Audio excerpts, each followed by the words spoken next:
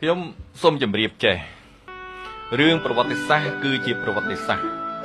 មិនអាចកន្លែងបានទេជាការពិតនៅទឹកដីកម្ពុជាក្រោមមានវត្តមានយួនដូចខ្ញុំជម្រាបចឹងប៉ុន្តែយួនមិនមែនគ្រប់គ្រងខ្មែរឬក៏យួនតកើតនៅលើទីនោះទេអ្វីដែលយួនបានយកទឹកដីខ្មែរត្រួតត្រារាល់ថ្ងៃដោយគាត់លើកឡើងថាមិនមានទឹកតាងមិនមានផុសតាងខ្ញុំសូមជម្រាបថាតាំងវប្បធម៌តាំងប្រាសាទសីលាអាណាតាំងផែនទីខ្ញុំមានទាំងអស់ហើយអញ្ចឹងបានឥឡូវនេះឆ្លើយលោកឆ្លៀតលើកលោកសៅសនលោកលើកមិញសួរមិញខ្ញុំចង់បញ្ជាក់បន្តិចថាយើងតែចង់ធ្វើនៅខាងមុខនេះគឺអង្គការសមាគមផ្នែកកម្ពុជាក្រមយើងខ្ញុំនឹងរៀបចំវេទិកាសាធារណៈមួយនៅថ្ងៃទី6ខែ7ខែស្អែកដល់ហ្នឹងដើម្បីយើងប្រមូលព័ត៌មានរឿងផុសតាងផ្សេងៗថែមទៀតលើកឡើងដោយប្រជាពលរដ្ឋខ្មែរឬអ្នកប្រាជ្ញអ្នកប្រវត្តិសាស្ត្រដើម្បីយើងចងក្រងបន្ថែមលើឯកសារដែលយើងខ្ញុំមានដើម្បីយើងផ្ញើទៅស្ថានទូតទៅរដ្ឋាភិបាលយួនបញ្ជាក់អំពីរឿងទឹកដីរបស់ខ្មែរយើងពិតប្រាកដ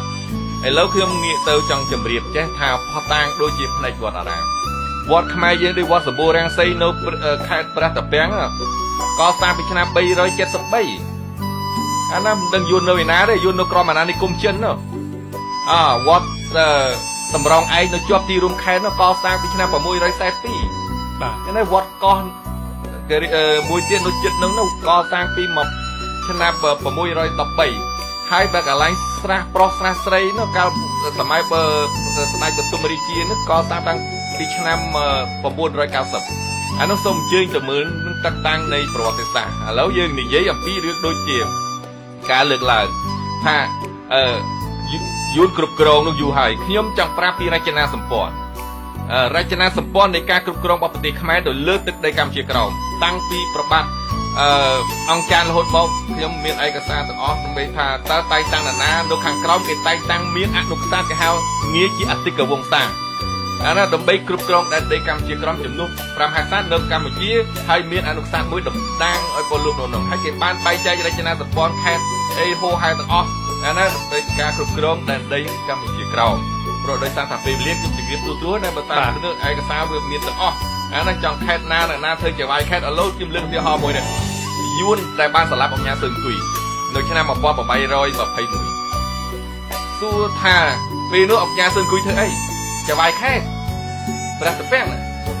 ហើយតស៊ូអីតែបានយួនសម្លាប់ដោយសារច្បាំងជាមួយយួនក្នុងការយួនបំផ្លិចបំផ្លាញសម្លាប់ពុទ្ធសាសខ្មែរបំបត្តិពុទ្ធសាសនាយួនទទួលស្គាល់ទេយួនទទួលស្គាល់ការពិតរឿងហ្នឹងគឺយួនក៏ទទួលស្គាល់ដែរអាហ្នឹងយើងបង្ហាញមួយហើយឃើញជាក់ស្ដែងនៅលើទឹកដីកម្ពុជាក្រោមហូហែក្រោយមកទៀតក្នុងការគ្រប់គ្រងរចនាសម្ព័ន្ធឥឡូវខ្ញុំមិននិយាយដល់កាលនោះថាវាយូរឥឡូវនិយាយមុននឹងតិច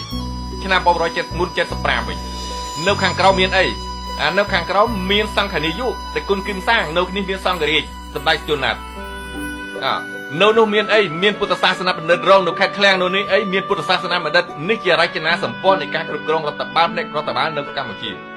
នៅលើនោះនៅមានអធិពលរហូតដល់ឆ្នាំ1949ដែលកាត់ទឹកដីហ្នឹងណាសូមបីឥឡូវខ្ញុំនិយាយដល់រឿងទឹកដីហ្នឹងយួនដែលត្រួតត្រានេះគឺជាការមួយអំពើដែលខុសច្បាប់ឯងទោះបីថាការទទួលស្គាល់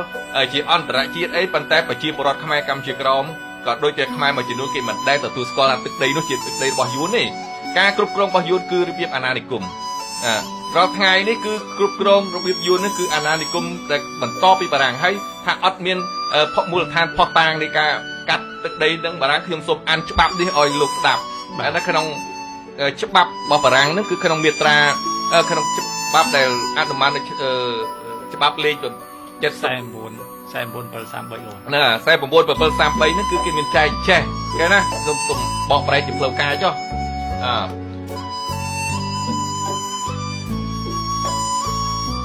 យោងមតិរដ្ឋសភានៃសហភាពបារាំងរដ្ឋសភានិងក្រុមប្រឹក្សានៃសាធារណរដ្ឋបារាំងបានសម្រេចនឹងអនុម័ត